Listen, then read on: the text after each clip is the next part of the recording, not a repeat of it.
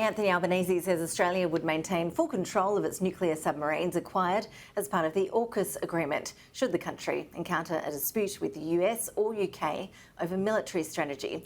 The Prime Minister insists in the event of any such conflict, the deployment of military assets would be a decision for Australia as a sovereign nation. In a speech to the National Press Club, he described the AUKUS Pact as the future, while also flagging the potential for an increase in defence spending in response to this Defence Strategic Review. AUKUS is about the future. It further formalises the common values and the shared interests that our three nations have in preserving peace and upholding the rules and institutions that secure our region and our world.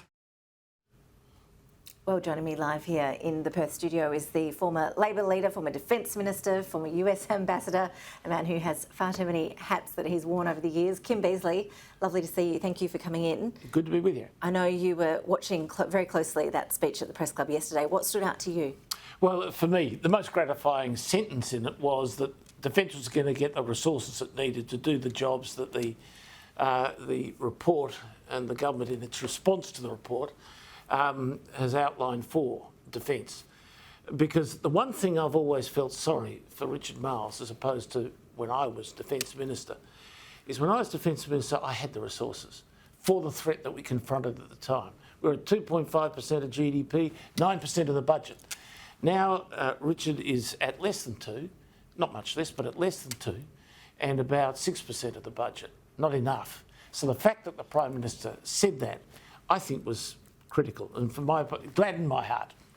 We've heard a lot about the threats that Australia faced this week. We've heard from the Prime Minister yesterday, the ASIO boss earlier in the week. How do you characterise the threats Australia faces? We have no warning time. Now, when I was Defence Minister, we assumed of a direct attack on our interests or our nation, that we would have that capacity to do it built up over 15 years. Well, it actually took a lot longer. But nevertheless, that's where we are now. So we're at zero warning time. That's the worst position we have been in since World War II. Point one. Point two, we are now front line. The Americans are starting to treat us as a frontline state. They've looked at the capabilities here, the air bases, the naval bases, the army bases. They said, that's it. We need to not only look east-west, which is how they normally look, we also need to look north-south. So now they're interested in all the Australian facilities. So that's an interesting issue.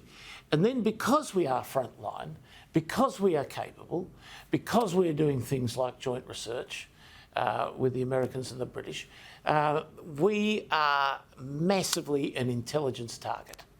We're an intelligence target for cyber espionage. The Prime Minister talked about that a bit. And we are a target for what you might call human intelligence activity. And that is, and Mike Burgess, who's the director of ASIO, and he noted the unusual character of the fact that he was making a speech like that, I think is a pretty fair indication that they have detected a lot of trouble. And that's where the AUKUS agreement comes in. The Prime Minister was questioned heavily about Australia's sovereignty. Do you think Australia's sovereignty is at risk through the AUKUS agreement? Absolutely not. We make our own decisions on when we go to war and when we don't.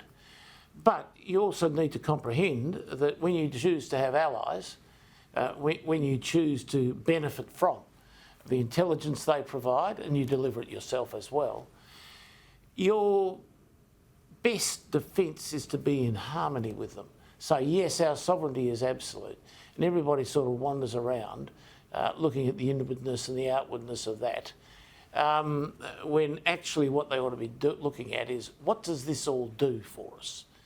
And that's what I tend to look at. But at the same time, I understand fully we're sovereign. The Defence Strategic Review, we'll be able to read most of that when it comes out before the May budget, and we'll see the government's response to it. What is your expectation? I'm not sure you're going to see most of that. I think this is a different defence review from those that I recollect. I mean, the difference between the white paper we produced in 1987 and the in-house white paper, because you always do the two, I would have said be a few paragraphs. The difference now will be pages and pages, because the stuff that we're looking now is highly technologically secret and you just can't release an awful lot of what you're capable of. As you could back in the day, you can't now. And but there'll be enough released for the government to be able to say, well, we're buying these missiles, we're buying these mines, we're buying these delivery systems. We've changed strategy. My old strategy of defence of Australia, I don't do anymore.